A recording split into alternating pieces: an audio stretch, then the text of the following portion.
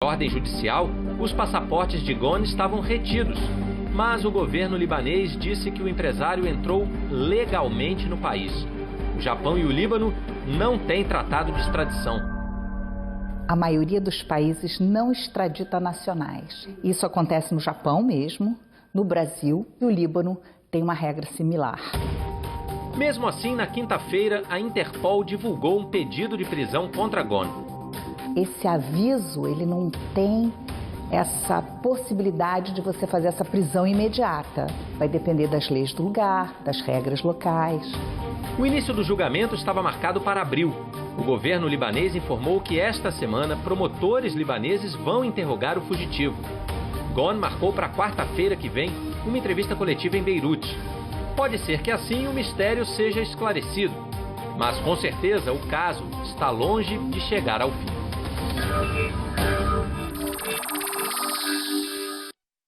Os incêndios florestais que atingem a Austrália desde setembro mudaram a cor do céu na Oceania. Essas são imagens de Auckland, a maior cidade da Nova Zelândia. O céu alaranjado é resultado dos incêndios que acontecem a mais de 2.000 quilômetros no sul da Austrália.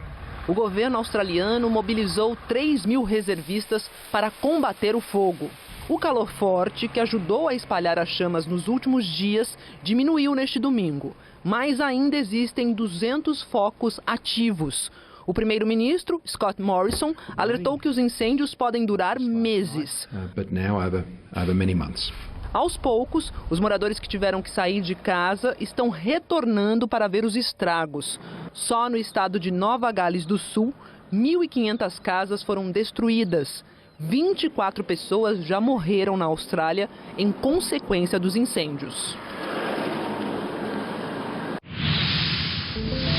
É hoje, o povo da Lua, moradores de Goiás que precisam se esconder do sol. É agora, um novo episódio de Mulheres Fantásticas. Em 2019, o desmatamento da Amazônia teve um crescimento de quase 30% e deixou o mundo em alerta. A Poliana Brita foi até a Amazônia conhecer uma ativista brasileira que fez da preservação da floresta uma missão. Você vai conhecer também a primeira mulher africana a ganhar o Prêmio Nobel da Paz, defendendo justamente a natureza. Elas estão de volta, as Mulheres Fantásticas. Era uma vez uma menina chamada Wangari Maathai. Ela morava no Quênia, um país lindo. Ela brincava nos riachos, achava que a água saía da barriga da terra e que os girinos eram continhas para fazer colares. Wangari amava estudar e conseguiu uma bolsa de estudos em outro país. Voltou anos depois, professora. Mas não foi só ela que mudou. O Quênia também era outro. A natureza tinha sido destruída. Os riachos tinham secado. Os girinos desaparecido. As mães não conseguiam mais alimentar os filhos. Wangari ficou devastada e resolveu ensinar o que era a sustentabilidade. Plantar e colher sem agredir a natureza. O exército de mães começou a plantar muitas árvores. Nascia ali o movimento Cinturão Verde, que já plantou mais de 40 milhões de árvores. Em 2004, Wangari Maathai, a mãe das árvores, se tornou a primeira mulher africana a ganhar o Prêmio Nobel da Paz. If you do not allow your people to share these resources equitably, you cannot have peace. Semeie como uma garota. Semear é sonhar com os frutos que virão. A brasileira que a gente vai conhecer agora tem semeado algo que já era importante para Wangari, mas se tornou urgente nos dias de hoje: a preservação do meio ambiente.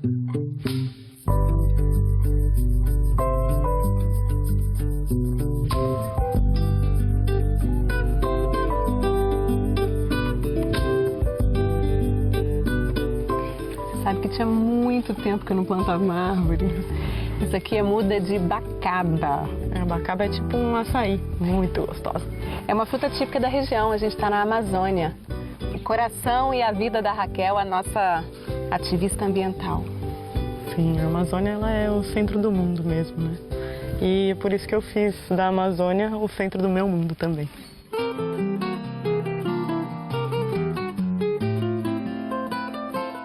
história começou muito por uma influência do meu pai. Quando eu tinha uns 11 anos, mais ou menos, estava um verão que teve muita chuva lá em São Paulo, onde eu nasci. E chuvas torrenciais mesmo, assim. E ele começou a alertar, isso aí chama mudança climática. É um negócio que está acontecendo e vai acontecer cada vez mais. Ele era um jornalista ambientalista. Ele confiava muito em mim, assim. Eu tenho certeza que ele foi tranquilo porque ele deixou de legado eu, meus irmãos, e a gente segue a missão dele aqui. Raquel, como foi que seu pai morreu? Foi num assalto. Os caras levaram o celular dele, deram 2 facadas nele e ele morreu na hora. Foi um momento muito traumático mesmo, assim. A forma como ele morreu não te tirou do seu caminho, mas mudou o seu caminho. Na verdade me incentivou ainda mais a deixar a cidade grande e vir pra cá, pra Amazônia. Ela é a floresta mais importante do mundo.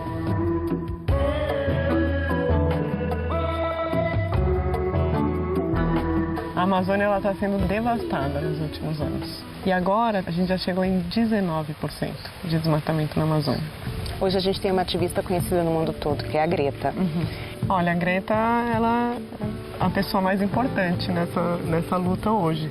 Ela está inspirando jovens do mundo inteiro e conseguiu chamar a atenção do mundo de uma forma que a gente precisava que alguém conseguisse. E é para os jovens e com os jovens que a Raquel criou em 2012 o Engaja Mundo, junto com 4 amigas de faculdade. O Engaja, como elas chamam, é uma rede que já mobilizou mais de 2.000 jovens no Brasil todo nas mais diferentes causas. A primeira diretriz é: só pode jovem, até 29 anos, que é a tua idade agora. Por quê? Faz muita diferença você ser um jovem falando para outro jovem. A Amazônia é nossa alma! O defensor é tu!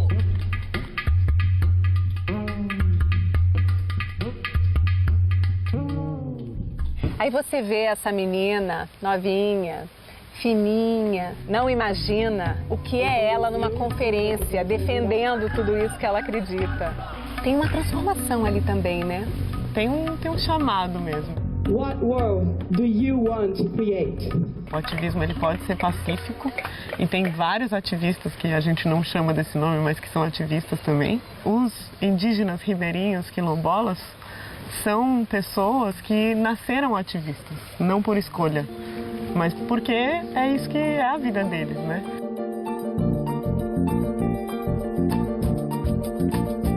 O seu trabalho nesse momento é com essas pessoas? Sim, é isso. Se você pega o mapa do desmatamento no Brasil, só dentro das terras indígenas e unidades de conservação é que a gente não tem uma devastação. É literalmente uma barreira o que eles fazem.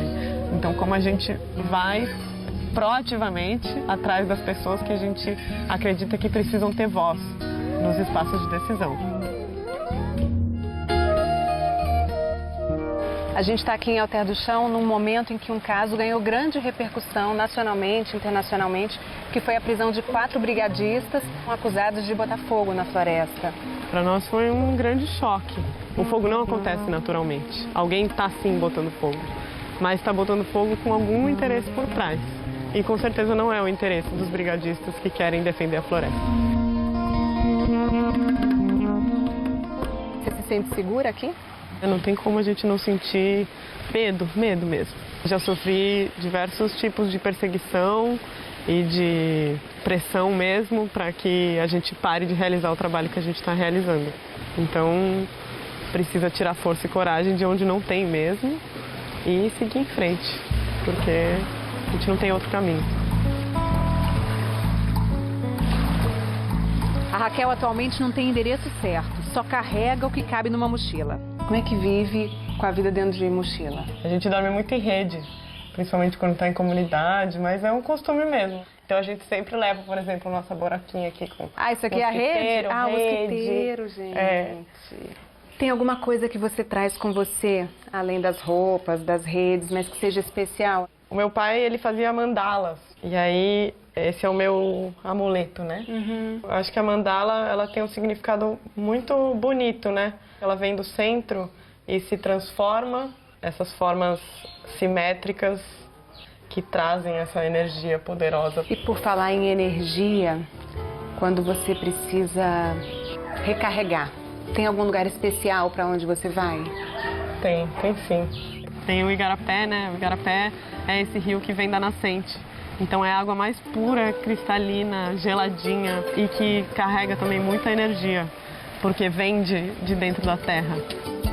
Sou a sereia que dança destemida e ará, água e folha da Amazônia. Riqueza está aqui, vivendo na natureza, podendo fazer o simples e viver bem, o bem-estar de verdade, né?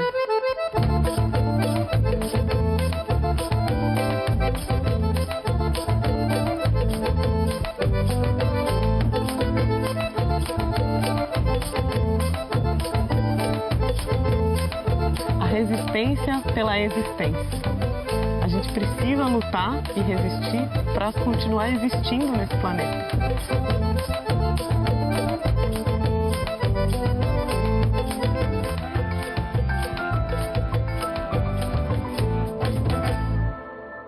Gente, o podcast Isso é Fantástico dessa semana já tá no ar com essa mulherada fantástica para falar da série, dos bastidores, de tudo que tá rolando. Só você acessar. Opa, vamos acessar. Vamos acessar? Bora ver agora o que o pessoal está comentando nas redes sociais, sempre usando o hashtag Fantástico. Vamos ver a primeira mensagem da Rejane. Essas histórias de mulheres fantásticas são lições inspiradoras para todos nós. Parabéns às visionárias e lutadoras. Parabéns mesmo. É isso aí, a resistência pela existência. Muito bom ouvir isso, né? Muito bom. Vamos ao próximo tweet aqui, olha só. Wellington Salgado, é fantástico ver o que a tecnologia pode fazer para melhorar nosso dia e trazer um pouco de felicidade através das pessoas que amamos. Esse robô me emocionou. Muito fofinho o robô, né? Também quase Nós borrei adoramos o aqui robô. a maquiagem, gente. Agora a gente fica imaginando o que esses robôs, a tecnologia vai trazer pra gente no futuro, né? E aí, Tadeu, inteligência artificial a serviço da emoção real. Isso é demais. Nada que não dá pra abrir mão da Claro. carne, do sangue. Isso a gente não abre mão nunca. Vamos ver a próxima mensagem. Juliana Santos, não é à toa que muitas mães humanas que sustentam sozinhas suas famílias são chamadas de leoas. É isso mesmo. Essa reportagem foi outro momento que escorreu uma lágrima. Escorreu uma lagriminha? Ainda mais naquele momento a escolha de Gaia, que ela teve que escolher entre deixar o filhote e seguir com o bando. Que escolha triste. Até a Dona Hermínia ficou espantada com a Pois é. Aliás, e Dona Hermínia tá aqui aí. também, ó. Olha aí. A Anne fala, como não amar Dona Hermínia? Maravilhosa, esplendorosa. Esse é um bom comentário pra gente fazer sobre Dona Hermínia. Que nem robô, né? Igual robô. Gente, agora vamos falar de uma minissérie inesquecível. Um tesouro da literatura, da TV e do cinema. Hoje à noite, na paróquia de Itaperoá, vai passar a Paixão de Cristo. Como é que faz para uma história escrita em 1955 permanecer tão atual em 2020? Não sei. Só sei que foi assim. Só sei que foi assim. Genialmente simples e questionador, que o Alto da Compadecida marcou a história da TV.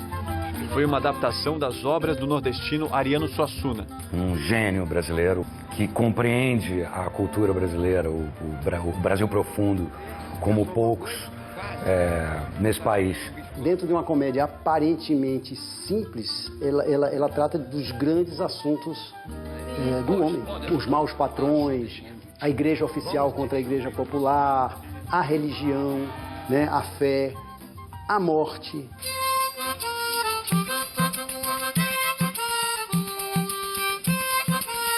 É a história de dois sobreviventes, dois brasileiros humildes que se viram para tentar sobreviver, para ter comida no prato.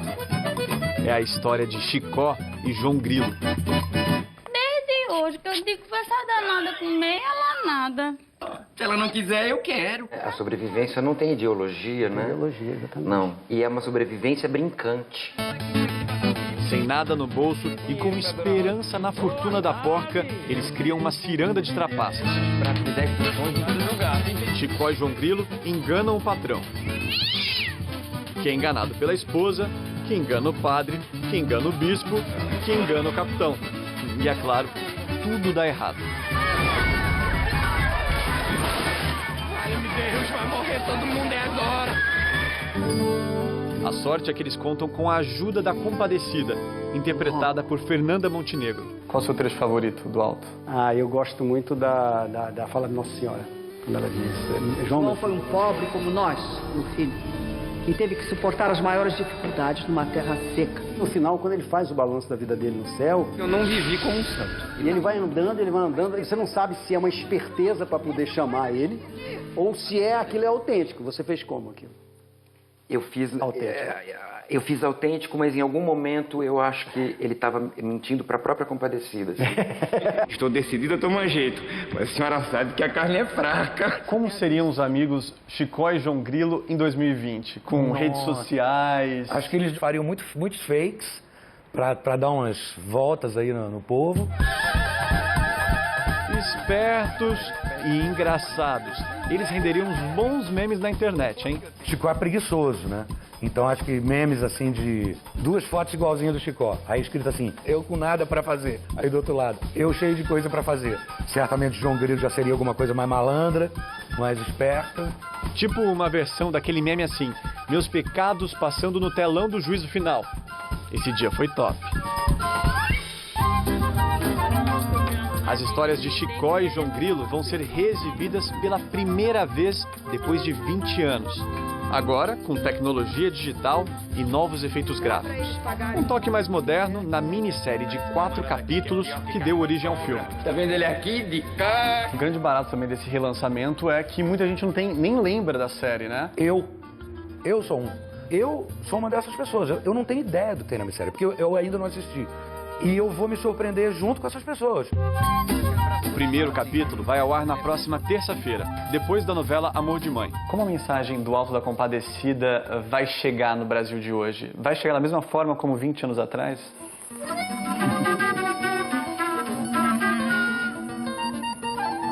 Eita, nem você, seu marido, pergunta. A gente vai tomar um susto, tomara que um susto bonito. Muito lindo poder exibir o Alto de novo, agora, pro brasileiro. Não sei, só sei que é assim. No primeiro show da vida do ano, como não olhar para o futuro? O clima está mudando, as populações estão crescendo. O que vai acontecer com as maiores metrópoles do mundo? Pois é, Tadeu. Numa dessas metrópoles, lá em Tóquio, uma exposição apresenta cenários bem futuristas. São projetos de cidades como essa aqui, em que as formas dos prédios se confundem com as da natureza. Mas tem gente com planos ainda mais ousados. Já imaginou como seria viver flutuando no céu ou no meio de um oceano? Uau!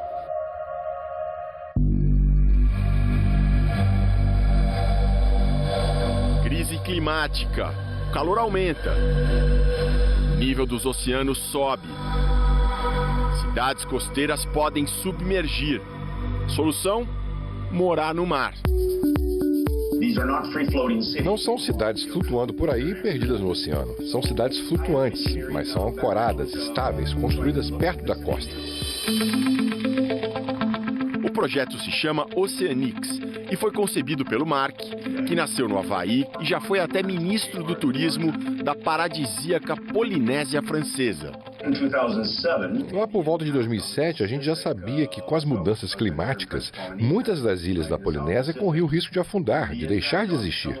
O que eu ia dizer para as pessoas? Para esperar e não entrar em pânico? Ele começou a pensar em soluções e, depois de muito estudo, bolou a Oceanics. A ideia é ancorar cidades como Oceanics no litoral de megametrópoles costeiras, que correm risco por causa da subida do nível dos oceanos. E tem que pensar em todo tipo de cidade. Não adianta pensar numa solução só para lugares ricos, como Nova York ou Tóquio. E é justamente em Tóquio que está acontecendo uma exposição sobre o futuro do planeta, com uma ala imensa dedicada a cidades. Além da Oceanics, estão expostos outros projetos bem interessantes de cidades futuristas, como a Masdar, uma cidade no deserto que já está sendo construída nos Emirados Árabes. O plano é que tenha 100% de energia renovável e 0 emissões de poluentes. também está na exposição a xCloud, que propõe a vida no espaço, mas ainda na atmosfera da Terra, logo acima das nuvens. Outro destaque, a Changshui City Research, que incorpora elementos da cidade moderna à visão oriental da natureza. Arquitetura e paisagem natural se confundem. Essa ideia já foi posta em prática, num complexo de apartamentos e escritórios em frente ao maior parque de Pequim. E também está na exposição a Porosity, que segue uma tendência atual muito forte, a chamada arquitetura porosa, que busca abrir espaço para elementos da natureza nas próprias construções, que são montadas como num jogo de bloquinhos. Essa exposição japonesa sobre o futuro é de deixar a gente maluco, vanguardismo total. Mas falta um passo a mais, né? Bom, beleza. A gente já viu projetos futuristas, cidade no deserto, no espaço, no mar. Tudo bacana no papel. Mas e no mundo real? O que fazer com as cidades que já existem? O que fazer, por exemplo, com uma metrópole imensa que a gente está vendo aqui, São Paulo? Me parece que um trabalho lindo é, de alguma forma, redesenhar toda essa infraestrutura necessária pensando nas pessoas que estão vivendo aqui. Vendo do alto o cinza infinito de São Paulo, o arquiteto pensa na natureza. Uma cidade que se sobrepôs, que construiu uma nova geografia sobre um sítio incrível, de pequenos morros, de nascentes de rio e que foram sobrepostos. A gente tem o dever de entender novamente esse lugar e de recuperar ao máximo essa relação nossa com a geografia, que não deixa de ser uma relação com a natureza. O carioca que trabalha em São Paulo, Gui Perelmutter, acaba de lançar um livro sobre as tecnologias do futuro. Engenheiro de computação, ele tem um olhar mais técnico sobre as cidades. Grandes cidades, hoje o mundo tem mais ou menos 50 cidades com mais de 10 milhões de habitantes. Elas precisam de informação para poder crescer de uma forma mais saudável. Então tem dois grandes blocos de tecnologias que vão ser utilizados nessas grandes cidades. O primeiro é a chamada Internet das Coisas e o segundo é a Big Data. Internet das coisas é quando um equipamento, como um sinal de trânsito, está conectado à internet. E Big Data, nesse caso, é a quantidade astronômica de informações que uma cidade gera. Uma cidade como São Paulo, que não vai poder ser reconstruída ou ser reiniciada do zero, ela é uma cidade que tem uma quantidade gigantesca de informações disponíveis para que as autoridades possam melhorar policiamento, atendimento, trânsito, meio ambiente, infraestrutura. Esse é o padrão que a gente vai ver na cidade do futuro. Numa cidade assim, haveria sensores e câmeras por todos os lados para coletar essas informações. Mas aí você vai ter que abrir mão da privacidade em nome de um bem maior. Se você tem, por exemplo, um aplicativo para ajudar as pessoas a se deslocarem numa cidade, se você tem uma forma de melhorar a qualidade de vida das pessoas, elas vão abraçar isso. Por um outro ângulo, o arquiteto Viegas também acha que as grandes cidades têm solução, se combaterem as desigualdades. E dá o exemplo de São Paulo, onde nasceu e trabalha. É uma cidade que tem muita injustiça, que tem muita segregação, como outras, e que muita gente vive bem, agora muita gente vive mal. A gente tem que lutar para reverter esse papel. Para que se viva numa cidade mais igual e com mais natureza. A questão é saber como fazer. Isso é que a gente já sabe como não fazer. E foi não sabendo como fazer que o ser humano provocou as mudanças climáticas, que tornam real a ameaça de cidades costeiras submergirem e tornam importantes projetos como a Oceanics, a cidade autossustentável no mar, concebida pelo Mark Chen. Em alguns meses, nós vamos decidir onde construir um protótipo de cidade no mar. E em 2 ou 3 anos, ela pode estar pronta. Não é uma questão de décadas, é de anos. Ou seja, para quem cria cidades do zero e para quem estuda as metrópoles que existem, o futuro já começou. Incrível essa cidade flutuante e todas as outras. Ó, Tadeu, já que a gente está falando aí dessas coisas modernas, que tal trabalhar numa empresa onde é você você aí de casa, que decide se merece um aumento. E não é só isso não, tem mais. Decide também em quanto o salário vai aumentar. Parece bom demais para ser verdade. Muito bom, pois esse tipo de autoavaliação já existe. E acredite se quiser, tem funcionário pedindo para ganhar menos. Me dá um aumento? Nossa senhora! Ah, um aumento de 100% tava bom. 100% de aumento sim, porque tá osso. Tipo assim, eu me daria um aumento de 70%. Eu olhei pro meu salário e escolhi me dar 20% de aumento. O Heitor não é chefe nem dono da empresa onde trabalha. É só mais um funcionário. Mas aqui ele e os outros podem se dar um aumento, e daqueles bem gordos. Todo mundo aqui passa pelo mesmo processo. Primeiro pesquisa quanto recebe alguém que faça o mesmo trabalho em outro lugar. Depois a empresa nomeia 6 colegas para darem uma opinião sobre o aumento que eles pediram. Para fora nós mudamos muito. A gerente do RH explica que a palavra final é do funcionário. A pessoa também tem de pensar se as suas responsabilidades cresceram desde a sua última revisão salarial ou não. A revisão salarial acontece 2 vezes dentro de um ano. Heitor já esteve dos dois lados e não acha tão simples dar um retorno sincero sobre o trabalho dos outros. Você não quer ser aquele cara que deu um aumento de salário baixo para alguém. Nessa época das avaliações coletivas, que você pede feedback, você vê mais tapinha nas costas, uma política maior, assim, troca de gentileza? Não troca de gentileza. É, tipo, afeta a vibe do escritório um pouco, mas de forma geral, não muito. Em alguns momentos pode ser que você fique um pouco mais estressante para algumas pessoas. Eu seria muito gentil com eles, seria muito grata, daria balinhas para eles, docinhos para eles. Meus amigos eu ia autorizar na hora, porque eles estão na mesma situação que eu. Se eu falo, é 100% de aumento, meus amigos, beleza, a gente está junto, é você e a gente vai com você. Para os que não trabalham, eu ia explicar que, assim, eu não vou dedurar vocês. Esse italiano queria um salário maior, mas os colegas sugeriram um aumento mais modesto. É correto a expectativa. Valério concordou com os argumentos. A maioria dos modelos de autoavaliação salarial tem algum tipo de checagem, seja a aprovação de colegas ou um teto de salário. Mas nessa outra empresa é diferente. Cecília definiu que merecia um aumento de 20% e ninguém deu nenhum pio. E se possono vedere tutti i salari di chiunque. Todo mundo aqui tem acesso à planilha com salários de todos os funcionários. Então acertar um salário justo não é tão difícil. Yes, come on! Essa empresa aqui deixa os funcionários bem à vontade. Eles podem jogar videogame para relaxar. Agora, se alguém passa o dia inteiro jogando, isso ia pegar mal com os colegas. Da mesma forma, quem pede um salário maior do que merece também não é bem vista. O que controla essa liberdade toda é o bom senso. Teve gente aqui que até pediu para ganhar menos.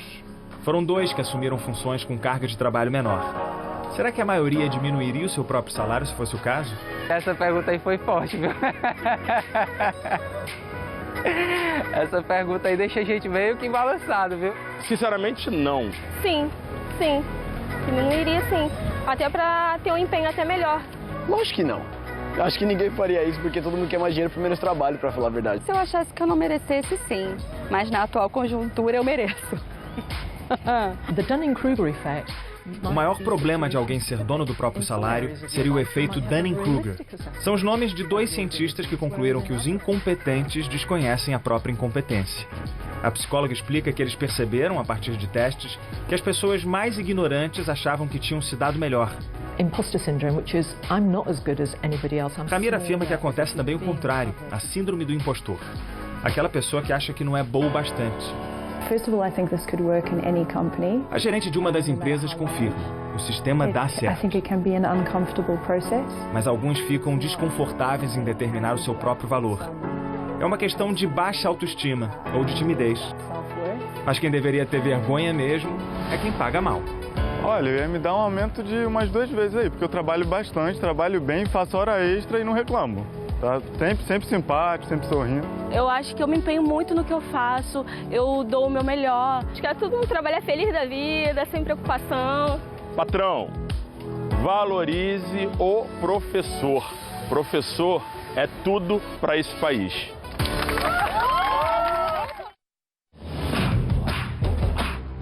Daqui a pouco, na reportagem especial da noite, você vai conhecer as caçadoras de golpistas. Elas denunciam estelionatários do mundo todo que usam a internet para prometer romance, mas acabam roubando o dinheiro das vítimas. Aí nós começamos a mandar e-mail para a polícia da Nigéria. A polícia já estava lá e prendeu ele. Ele foi preso por conta da denúncia.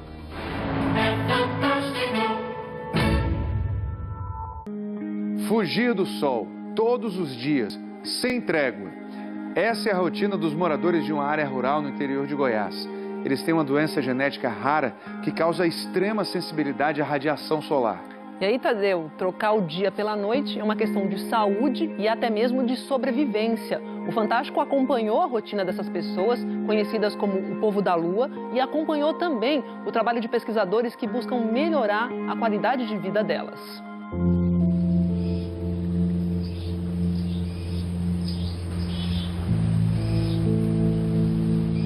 Meu dia começa mesmo na noite, né? Na hora que o sol já se põe. Há quanto tempo é assim? Praticamente a vida toda. Eu acordo, passo protetor e fico dentro de casa. Aí quando dá 6 horas eu passo mais protetor e vou para a escola. Qual é a sensação assim de sair de casa? Como é que você se sente nessa hora? Me sinto livre, né? O que o sol significa para você hoje? Tristeza. Se eu mesmo ficar no sol, no futuro isso vai me gerar mais problemas, né? Meu nome é Alisson, tenho 16 anos, sou portador de xeroderma pigmentoso. O xeroderma pigmentoso é uma doença rara, uma doença genética, onde os pacientes eles possuem uma hipersensibilidade da pele à exposição da radiação ultravioleta da luz solar. Então, muito precocemente, eles desenvolvem tumores na pele e elas vão evoluindo para as lesões de câncer de pele. Quantas vezes mais um paciente xeroderma tem a chance de desenvolver um câncer de pele do que um paciente normal? De 1.000 a 2.000 vezes mais. O fato é que a única forma de realmente evitar o problema é evitar a luz solar, com todos os problemas que isso acarreta. E aí, quando você sai da escola, o que você faz? Gosto muito de ficar observando as estrelas. O que você pensa quando você fica olhando as estrelas? Eu acho bonito, principalmente a lua. E não tem uma história que chamam as pessoas aqui de povo da lua? Sim, povo da lua, porque praticamente todas as pessoas que moram aqui são portadores, né? Aí durante o dia você não vê ninguém na cidade, mas durante a noite todo mundo sai, vai para as ruas, vai para o lugar.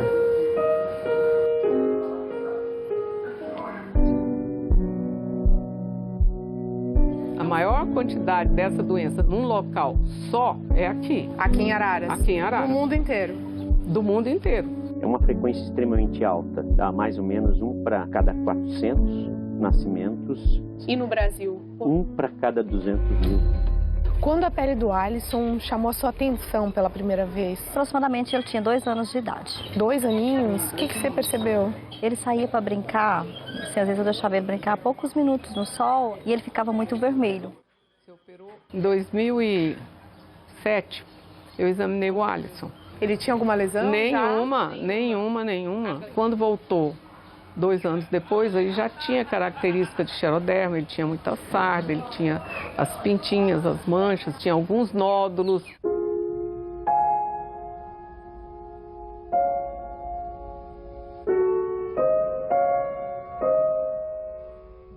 De onde veio essa doença rara? Talvez Espanha, Portugal, há cerca de 15 gerações. A doença está na região há 250 anos. E há 10 anos, o primeiro diagnóstico foi feito, que foi o do Alisson. É. Por que demorou tanto? Foi falha. Foi uma falha grande, nossa, da sociedade brasileira, de poder dar mais atenção a eles, como é para os pacientes xeroderma pigmentosos do Brasil inteiro. Nós resolvemos vir aqui e aqui eu examinei 23 pessoas que tinham xeroderma. Mais de 30 já morreram antigamente. Quando a senhora foi descobrindo outros pacientes, qual foi a sua sensação de ver essas pessoas expostas ao sol, sem saber o que tinha? Bom, aí foi uma questão de pânico. E com que idade o senhor descobriu que tinha o xeroderma pigmentoso? Depois dos 40. Na minha época era mexer com criação, vaca, cavalo, lida de porta, quintal, esse tipo de coisas de atividade normal na roça. Sem proteção? Proteção só de chapéu. Só chapéu? Só chapéu. E seu pai e sua mãe, eles eram parentes? Como diz o ditado do povo, né? Primo e irmão. Não sabiam o que era genética e não tinham nenhum cuidado com os casamentos. Casava primo com primo, aí os genes batiam um com o outro e aparecia a doença. E essas lesões cancerosas vão surgindo, elas vão tendo que ser removidas, eles são operados, né? E repetidas cirurgias em um mesmo local, vai surgindo algumas mutilações.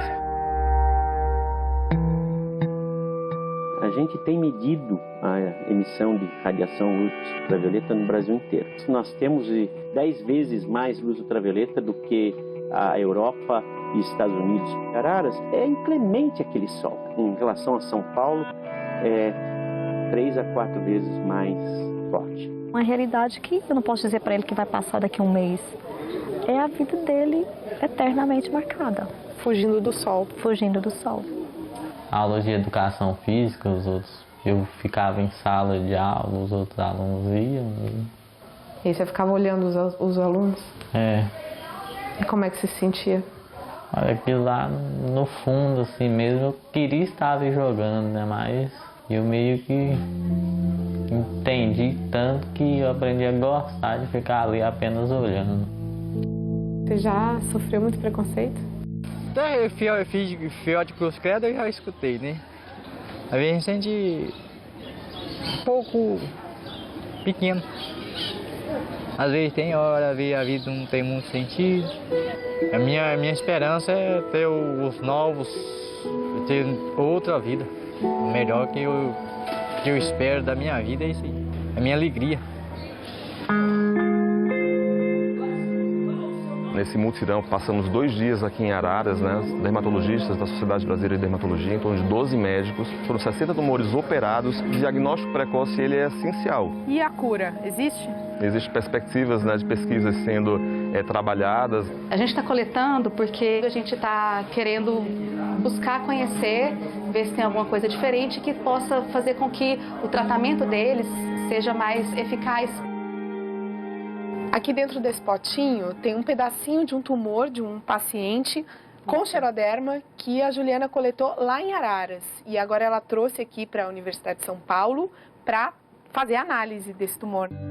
E o que você procura saber com essa análise? Nós queremos saber que diferença a gente pode encontrar desses tumores de câncer de pele desses pacientes xeroderma com relação aos outros pacientes que não são xeroderma.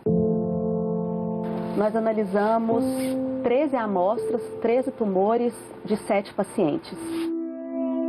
Esses pacientes podem ter até 1000 vezes mais mutações.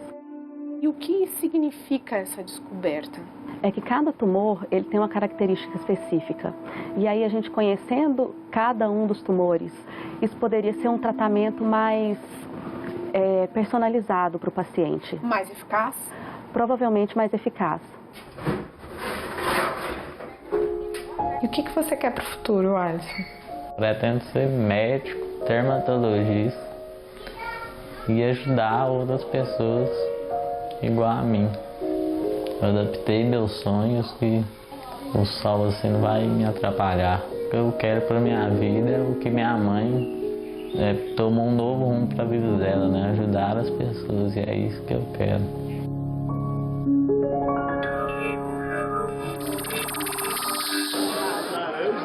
Redação e língua portuguesa foram as primeiras provas da segunda fase do vestibular da FUVEST, realizada hoje em várias cidades. A abstenção foi de quase 7%. 32.500 candidatos continuam na disputa pelas pouco mais de 8.000 vagas na Universidade de São Paulo, a USP. O tema da redação foi o papel da ciência no mundo contemporâneo. Amanhã serão aplicadas as provas específicas, que variam de acordo com o curso escolhido pelo candidato. O governo da Venezuela retomou hoje o controle da Assembleia Nacional. A sessão deste domingo deveria eleger a nova direção do parlamento, onde a oposição tem a maioria. Mas soldados da Guarda Bolivariana impediram a entrada dos oposicionistas.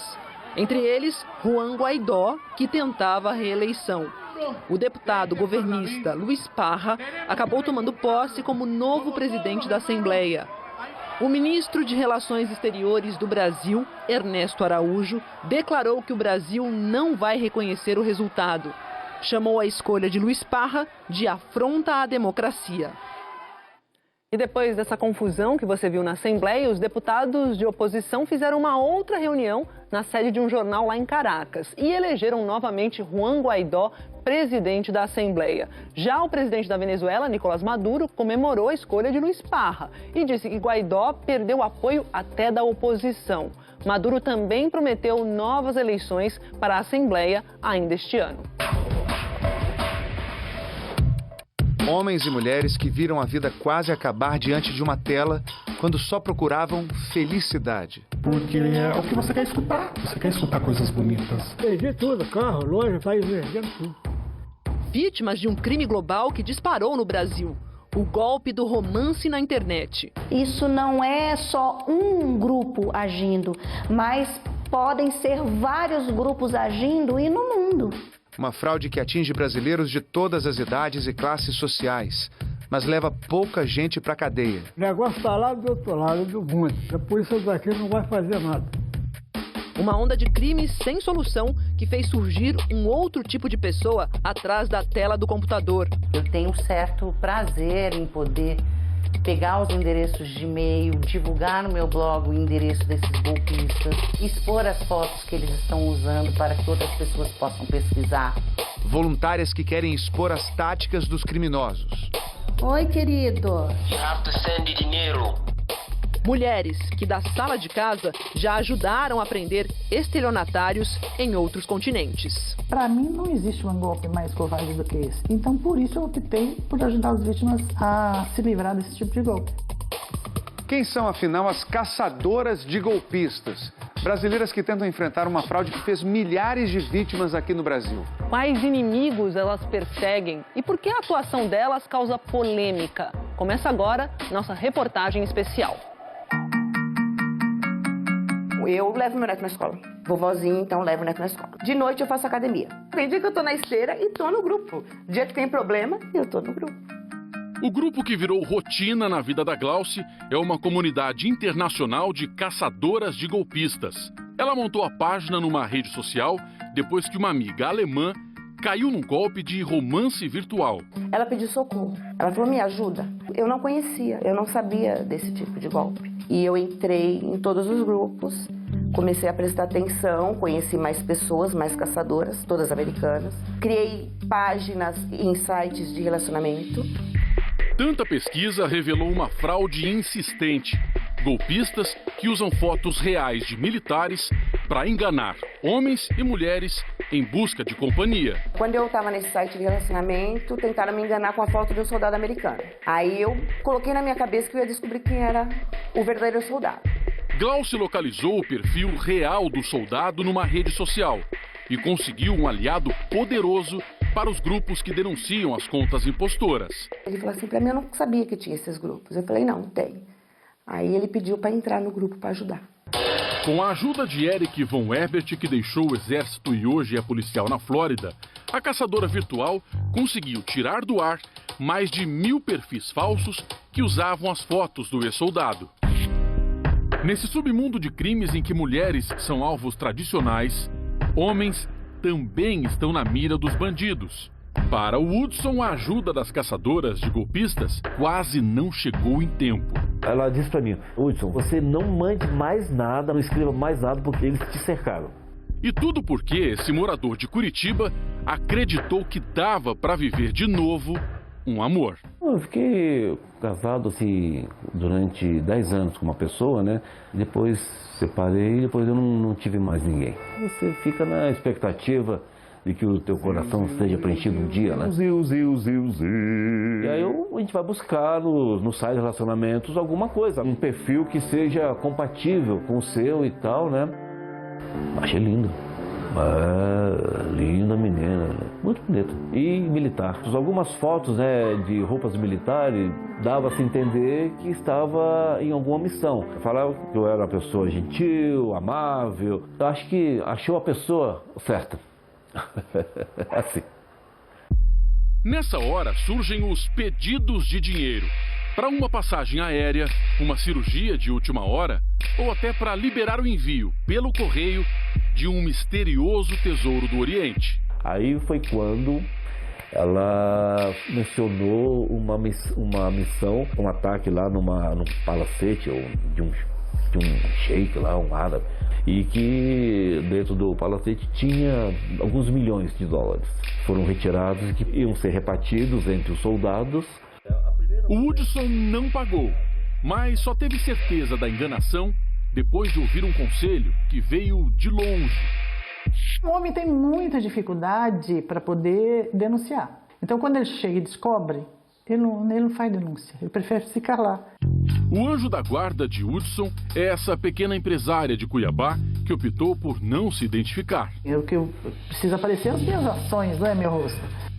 Sob o codinome Cristal Brasil, ela já denunciou no seu blog e em redes sociais mais de 4.000 golpes de romance contra homens e mulheres no país. Eles seguem um roteiro, eles não mudam esse roteiro. Então, para nós é muito fácil identificar isso. Mas para a vítima é novidade, então para ela não é fácil. Um sinal de um perfil impostor, segundo a Cristal, quase nenhuma resposta pública a comentários. As mulheres todas comentando, tá vendo? Elogiando. Bom dia, um belo homem. E nenhuma resposta dele, né? Nenhuma resposta dele. Outros indícios de conta falsa. Nenhum parente entre os amigos e poucas fotos pessoais, escolhidas a dedo para impressionar. Muita foto com criança, com animais. Fotinha dele fazendo comidinha. As caçadoras de golpistas usam muito a chamada busca reversa de imagens. São ferramentas que indicam onde a foto aparece na internet. Aqui uma vítima manda um perfil para verificar se é golpista ou não. Você clica e pede para buscar as imagens. Quando é alguém conhecido, você vai achar com muita facilidade que é o caso dele. É um grego, é um político. Já avisei para ela que é uma foto bastante conhecida, que é um golpista. A dificuldade é a falta de apoio, né, da polícia, né, das autoridades, passar a enxergar isso de maneira diferente. O fenômeno das caçadoras de golpistas é também resultado da falta de ação das autoridades. Diferentemente de outros países, o Brasil não tem estatísticas oficiais sobre golpes de romance virtual, o que dificulta o combate a um crime que já é marcado pela baixíssima notificação. Pelo medo, pela vergonha, pela dificuldade em se expressar, ela acaba não notificando as autoridades policiais e acaba-se não tendo investigação de casos como esse. E a primeira das questões é não agir com preconceito em relação a essas pessoas e não julgar o que elas viveram. Esse comerciante do interior do Rio de Janeiro viveu pela internet o que ele imaginava ser um recomeço. Aí me entra ela de repente, me pedindo amizade. Aí começou a conversar. Ela falou que queria arranjar alguém para um relacionamento sério, um amor sério, essas coisas todas. Gostou muito de mim, queria casar comigo, queria ter filho. Uma promessa de futuro a dois que reluzia. Virou para mim e falou que tinha uma caixa de ouro, que os pais dela faleceram, fizeram um depósito para ela, tem que pegar lá, com esse ouro vai fazer a gente ficar melhor de vida ainda. Tinha que pagar a companhia de segurança para tirar o ouro de lá. Foram 120 mil reais perdidos no golpe. Peguei dinheiro com a minha irmã emprestado 2 vezes, peguei com um amigo meu 3 vezes, vendi o carro para pagar também isso aí. Eu cheguei até a comprar aliança. A noiva usava o rosto de uma ex-atriz pornô polonesa, que estampou até uma montagem grosseira de um passaporte. De tanto ter fotos manipuladas por bandidos, ela gravou um alerta. Sou vítima também, porque estão usando as minhas fotos. O Facebook informou que não permite atividades fraudulentas em suas plataformas e que usuários podem denunciar contas suspeitas. No caso do comerciante fluminense, o crime ficou impune. Mas não foi só este. Nenhuma vítima entrevistada nesta reportagem levou as denúncias à frente. Eu tive na delegacia umas 2 vezes, só que eu desisti. Enquanto a impunidade prevalece no Brasil, as prisões por golpes na internet, não apenas os de romance, deram um salto no resto do mundo. 1.700 há 3 anos. Mais de 72 mil no ano passado, puxadas pela China. Os dados são de uma ONG americana liderada por este pioneiro da indústria da tecnologia que avisa. Lamento dizer, mas o Brasil é hoje um dos polos mundiais dos golpes de romance na internet. E a realidade é que nenhum país está preparado para lidar com isso. Nos Estados Unidos, mais de 18 mil vítimas denunciaram perdas de 362 milhões de dólares com golpes de romance em 2018, um aumento de 70% sobre o ano anterior.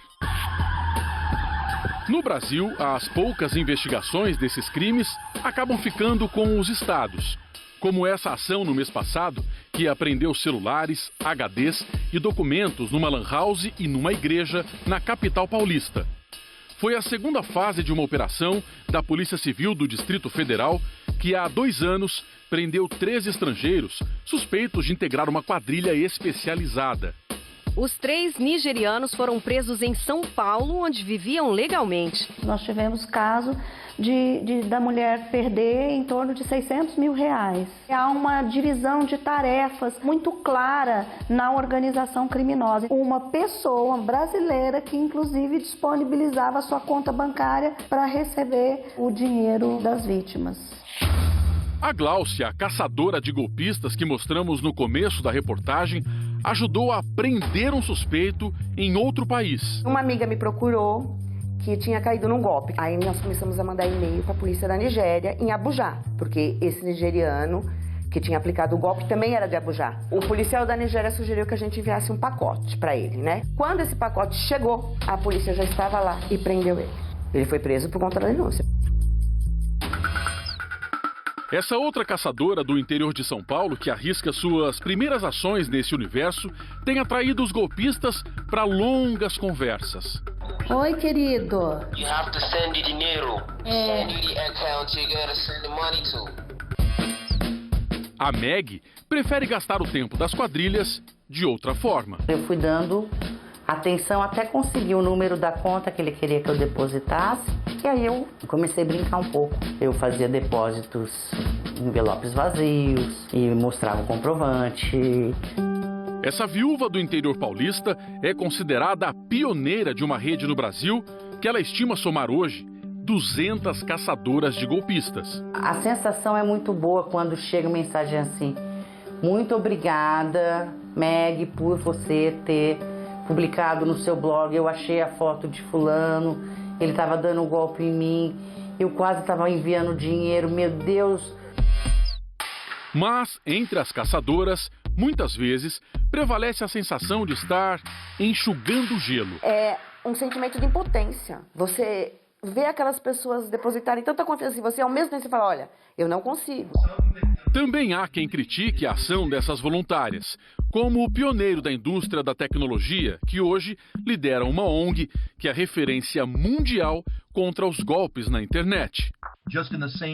Muitas vezes, usando perfis falsos para atrair golpistas, elas usam as mesmas táticas dos bandidos. E elas não são psicólogas para lidar com vítimas de traumas.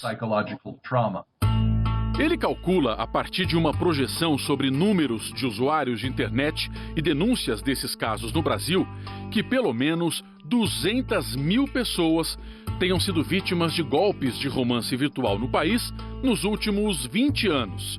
Uma situação que, para ele, tende a se agravar.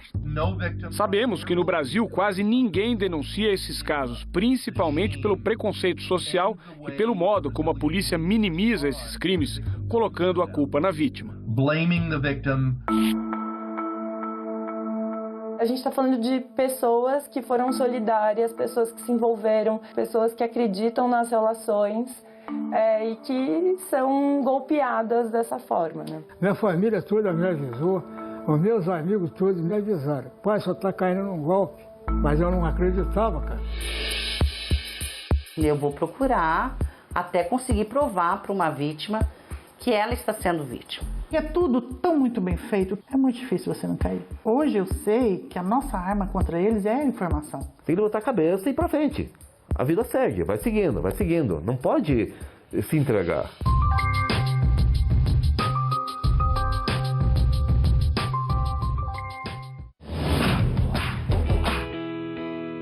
No próximo bloco, uma experiência surpreendente. Essas pessoas se amam, mas vão fazer as contas e descobrir por que precisam passar mais tempo juntas. Isso é muito triste. Isso é preocupante.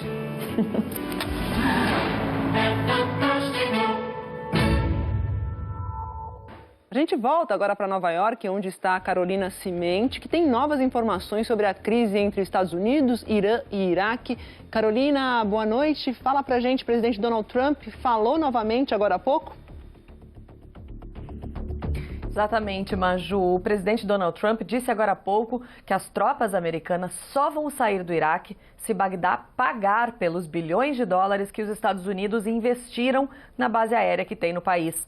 Hoje cedo, o parlamento do Iraque exigiu a retirada das tropas estrangeiras de lá. Trump também ameaçou impor ao Iraque sanções ainda mais pesadas do que aquelas que adotou contra o Irã. Donald Trump rebateu ainda as críticas contra possíveis ataques ao Irã. O presidente americano questionou: então eles podem matar o nosso povo, torturar, lançar bombas, mas a gente não pode tocar nos lugares históricos deles? Não funciona assim, disse ele. Maju Tadeu. A gente fica aqui torcendo pela paz. É isso. Sabe aquele amigo do peito, um parente, um colega da escola, pessoas que você adora e sabe que pode contar com elas a qualquer momento? Pois é, Tadeu, isso é ótimo, né? Muito bom, só que o problema é que às vezes a gente vai conversando por mensagens de texto, mandando uns áudios, fotos, eu faço muito isso, confesso. E aí o tempo vai passando e nada de se encontrar aí pessoalmente. Mas o Fantástico convidou 6 pessoas que se amam para fazer uma experiência. E elas se surpreenderam com o resultado.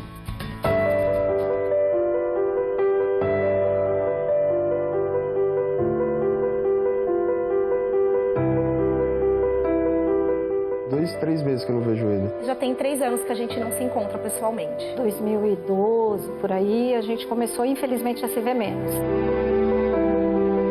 Depois que eu casei, a minha madrinha continuou visitando a minha casa, a gente sempre se fala por telefone, mas os encontros passaram a ficar mais espaçados, né? Por volta dos 16, da nossa adolescência, a gente foi cada qual traçando um caminho diferente. Ele começou a ir pra igreja, eu já ia pra balada. Eu falava, amiga, e aí, vamos encontrar? E a amiga Cris, esse final de semana não dá, porque as crianças têm teatro e tem estudo.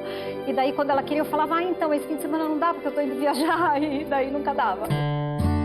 Quando tinha que puxar a orelha, puxava a orelha como mãe. Quando tinha que abraçar e desculpar, abraçava como mãe. Ela é muito simpática, ela é prestativa, ela é alegre, ela tá sempre de bem com a vida. Não tem como não gostar da Aline. Quando eu falo do meu irmão, eu falo com orgulho. Eu falo, pô, esse aqui, aquele ali é meu irmão.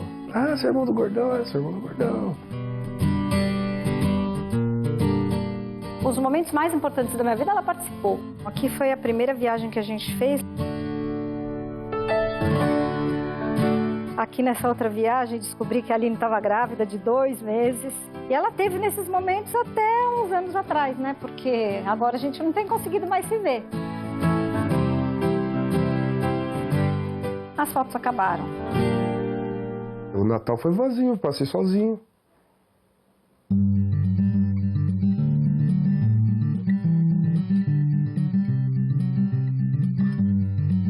Desculpa por esse tempo longe, desculpa por não ser mais efetiva nos nossos encontros, né? Ela é uma pessoa super importante para mim, uma pessoa que eu amo muito, eu pediria desculpa.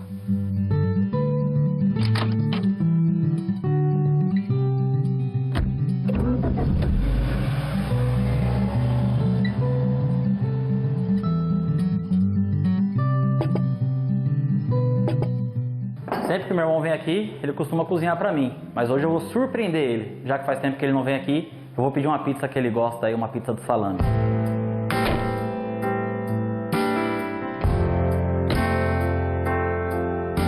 Eu acho que quando ela encontrar as crianças, ela vai ter um susto. Muita saudade. Olha a carinha dela, muito linda.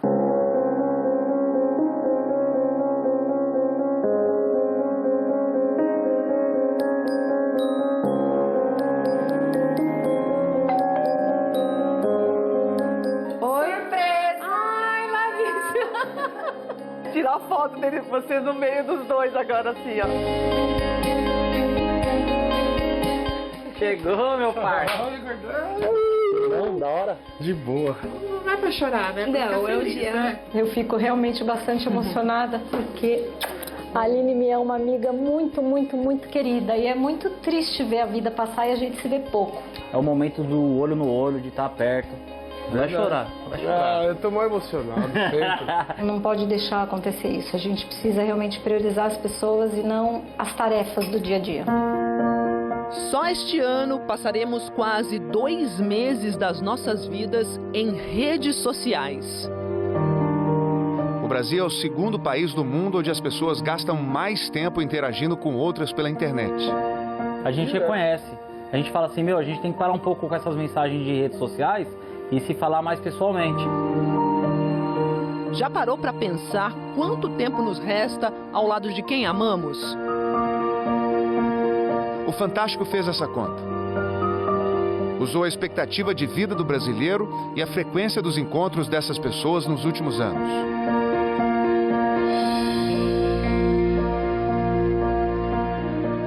Dias, 8 horas.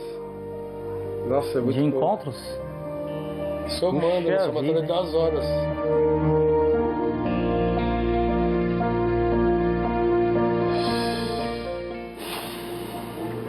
Isso é muito triste. Isso é preocupante.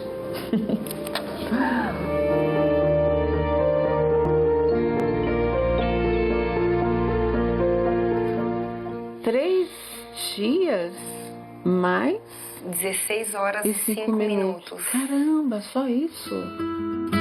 Não vamos deixar isso acontecer. Não. Esse é um momento de reflexão, é um momento da gente se aproximar. Então, em 2020, a nossa meta, nosso objetivo é mudar essa perspectiva de 10 dias e 8 horas para pelo menos aí uns 30 dias, 50 dias. 30 dias a gente mata no ano que vem. Duvido. Então tá fechado. Fechou.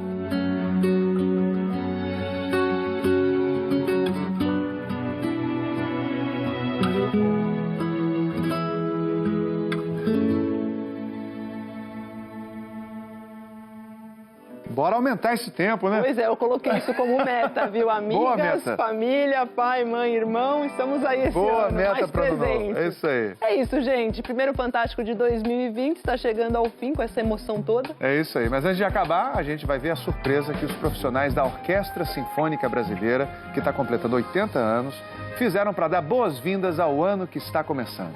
Boa noite, feliz 2020 com música da melhor qualidade. Feliz 2020. Boa noite, pessoal.